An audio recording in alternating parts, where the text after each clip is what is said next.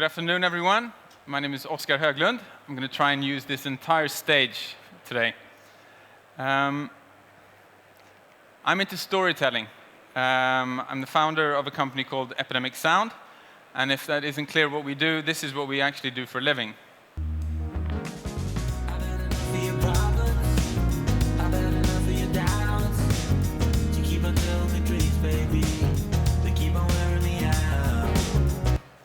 So we're a music company. I love the fact that I work with music for a living. Today I'm not going to be shamelessly plugging a product or what we do. I'm going to be sharing a story with you guys. And the story is about growth. And we're going to focus on how we started our business, how we started growing our idea, how we started growing the business itself, and how we're looking to grow the market. I think that growth has been a theme here at Slush for several years, and I think that hopefully we have something that you'll find interesting that I can share.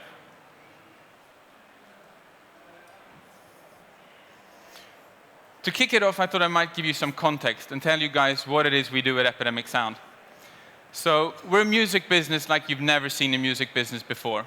And the reason I say that is because we produce music, we own music, and then we license music. Our biggest customers are typically the biggest media companies around the world. So you have broadcasters, production companies, and media entities who use tons of music in their products. But as we have more than 25,000 different customers and users, we obviously have regular customers as well who use music in all their communication, all their positioning, and all the products that they make in order to deliver the value that they do. The actual service in itself is an online database where you can browse and you can access all the music that you want, and you use the music in your shows and you license it from us. And there's a reason why we've been called disruptive, and I thought I might tell you a little bit about how it works and how we grew this company. We're currently roughly about 35 employees worldwide. Our turnover is in the millions of euros, and we have offices in 4 different countries.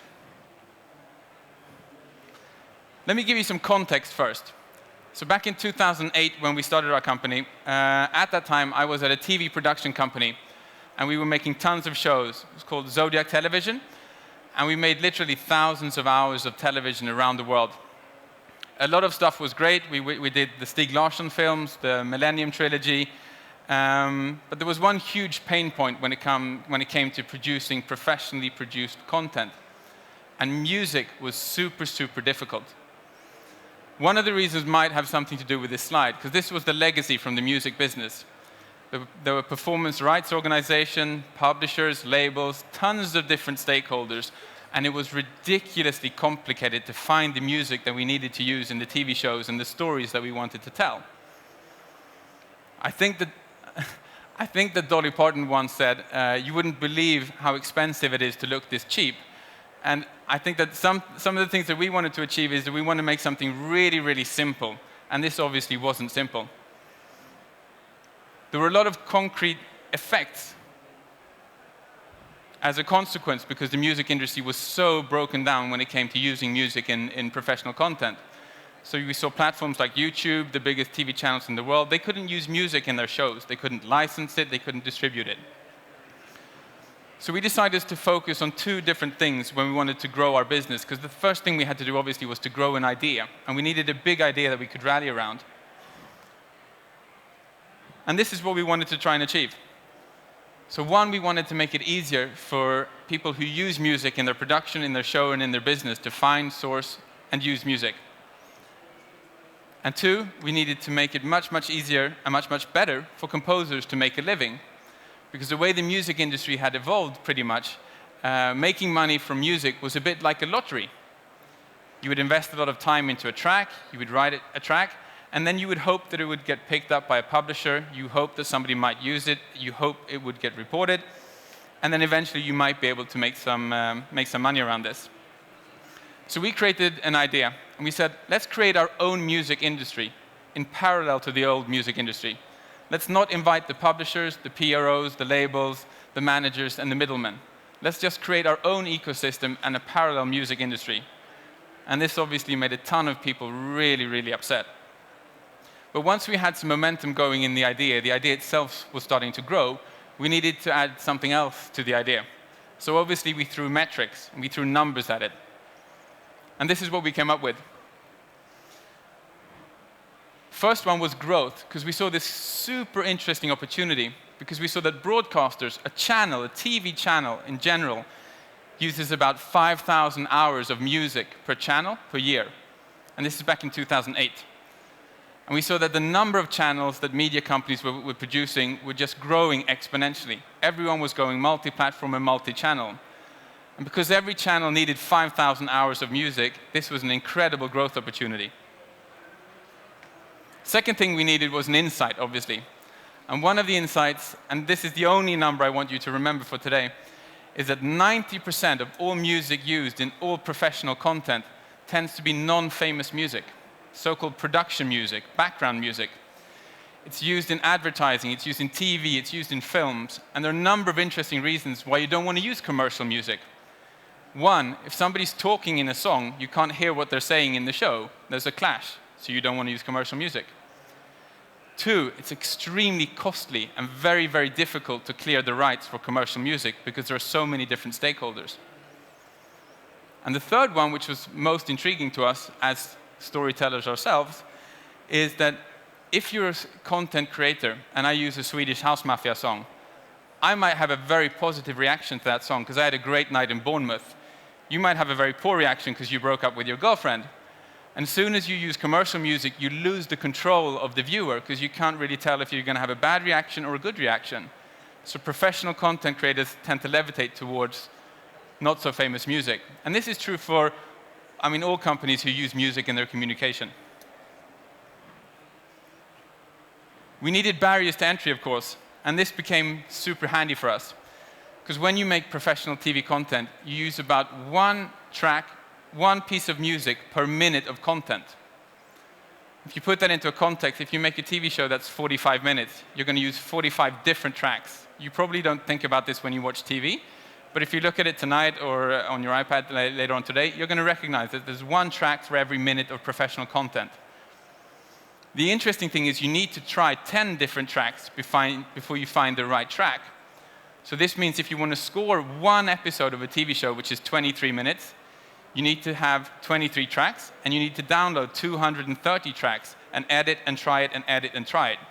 So you need a huge library before you can start providing music to the customers that we saw as this great growth opportunity. This was obviously very expensive for us initially, but it was a great barrier to entry because once we reached the sweet spot and we had tens of thousands of tracks, super expensive and difficult for other people to try and replicate what we did. And then the last one, in terms of growing the idea, we had to have a future, we had to have a vision. And this is going to be interesting for a lot of companies in here, I think. It's the fact that the stats from Cisco, and they claim that in 2018, about 80% of all internet consumer traffic is going to be video. And this is obviously a huge deal, because internet has gone from tech-centric over to picture-centric, and now everything is about video. And videos without music don't really work. So we saw this huge macro opportunity sort of just propelling us along. And this was great for us in terms of growth because it enabled us to rally around a vision. And we said that, listen, we want to be the default music library for all online video worldwide. And it's a multi-billion-dollar business. And this was super important in terms of growth because having a really big idea enabled us to get really talented people to rally around this. Because the bigger the idea, the bigger the vision, the easier it is to attract really talented people who get energy from that kind of an idea. So once we poured all this energy into growing the idea itself, we had to start growing a business, right? And I think from our perspective, these are the 4 things that we found really, really interesting when we started to grow our business. First one has to do with growing the customer base. And I'm a huge fan of strategy. I used to be a management consultant, but tactics beat strategy 7 days a week. It's so much fun just diving into tactics of how you acquire customers.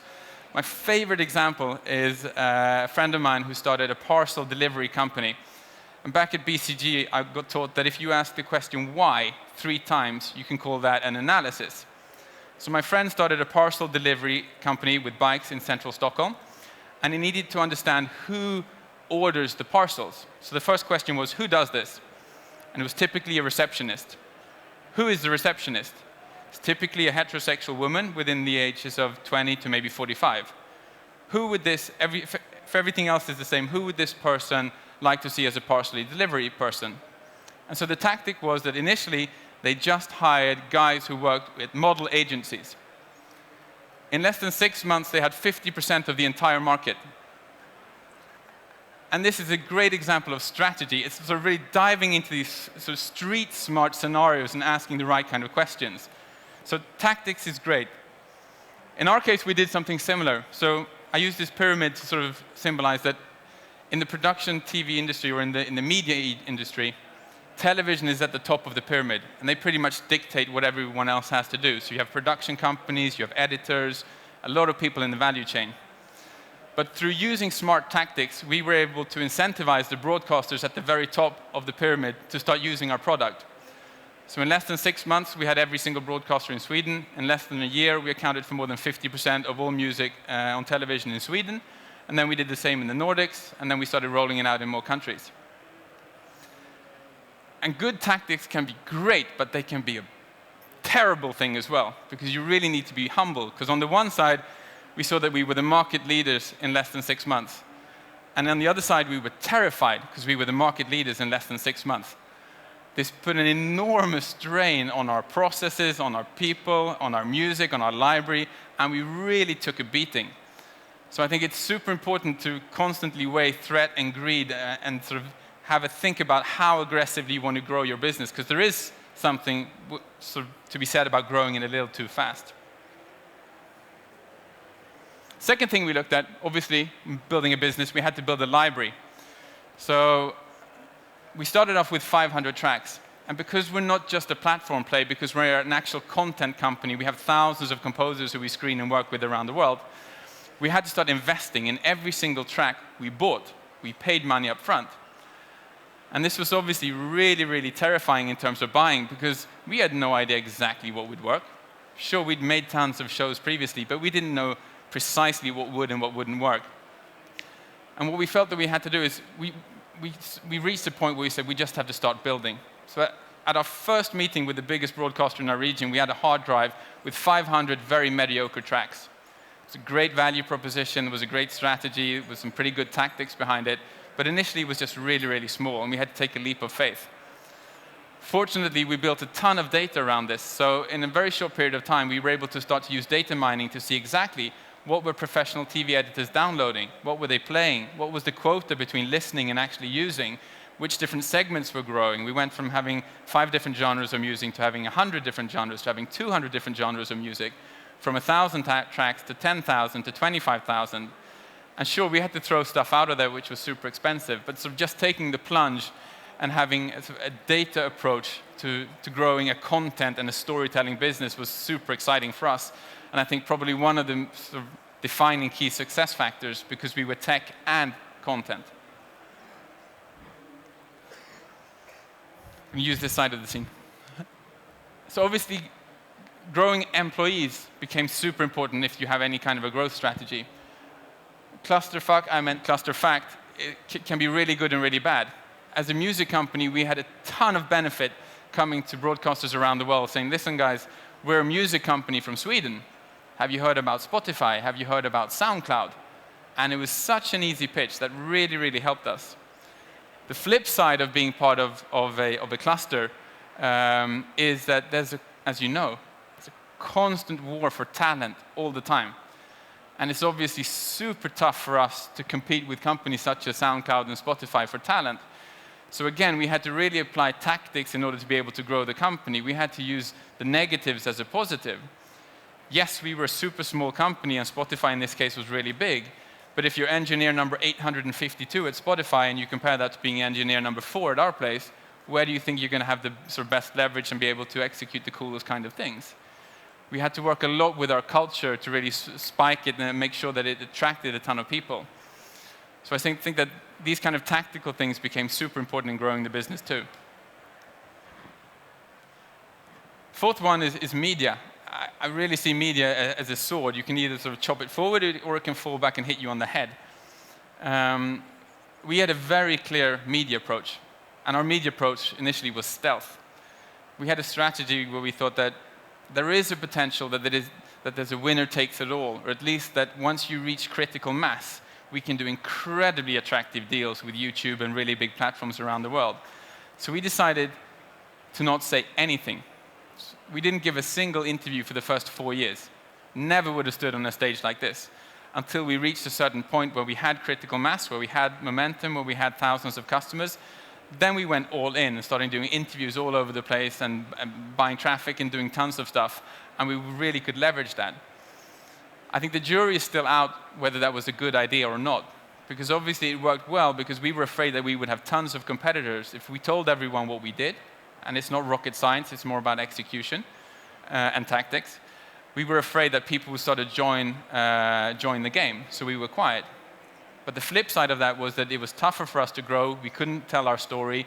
People could sort of say stuff about us, and we weren't really that good at responding because we didn't have a public voice. So again, I think using media in terms of growing, we decided to be really, really quiet, but that's definitely something I think you as a startup could think about how you want to play that.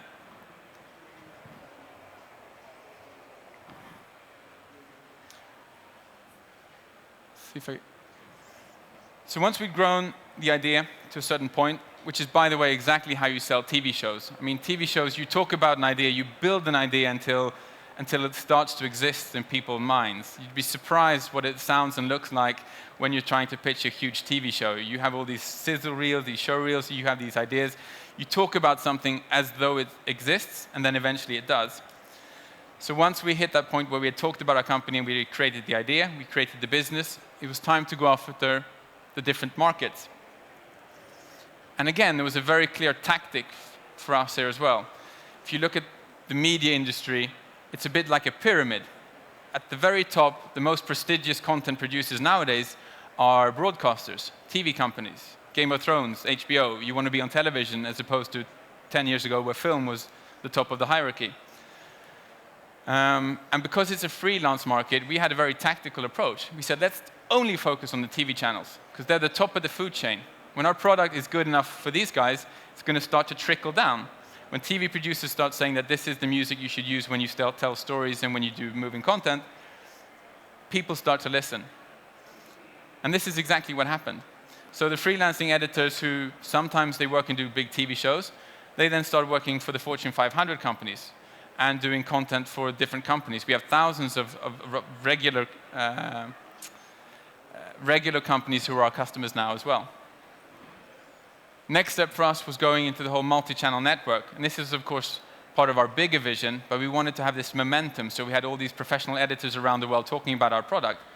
So we started working with the maker studios, with the full screens, with the big multi-channel networks through billions of viewers and hundreds of thousands of content creators. Once they got really excited, then the advertising agencies started calling us, saying, listen guys, we hear great things about your product. You're the only product where we can actually use music, and it works on all platforms, in all parts of the world. There's no reporting, there's no blocking, there's no copyright, there are no takedowns. You're the only ones who can do this. And the whole industry is talking about this. So we really used the trickle-down effect to sort of focus on one market and then use that to build on the next ones.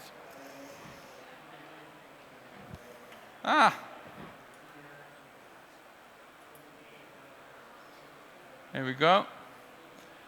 And then eventually the mum and the pop stores and the physical retailers starting reaching out as well. So companies such as McDonald's say, listen, we love to use your music in our restaurants. Sometimes we want people to eat faster, so we want fast music. Sometimes we want really slow, casual jazz music because we want them to buy another coffee and another donut. Can you help us? Because as a global company, when we go out and do all these things worldwide, we get into problems sometimes. And we said, absolutely. Which brings us to here, to where we are today. Again, Slush is all about paying it forward. It's about growth, and it's about leadership. I think that one of the things that we've done historically that we're very keen to do now is we want to help other startups. That's definitely what this whole event is about. So we created this account. We're giving away free music to all the startups who are here. If you enter this code, you get access to 10 minutes of free music. I warmly recommend you use this in sizzle reel, investor presentation, product films, company presentations. We've done this previously in Stockholm. A number of the big companies who are presenting here have been using our music for several years, and they've used it just to communicate. If you look at Kickstarter campaigns where you use music, you get so much more pathos, ethos, and logos, and so much more convincing messaging if you have really strong video and music that accompanies that, because it really gets to people's feelings.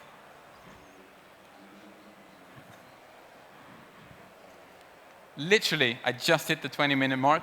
This is my last slide. Thank you very much for listening.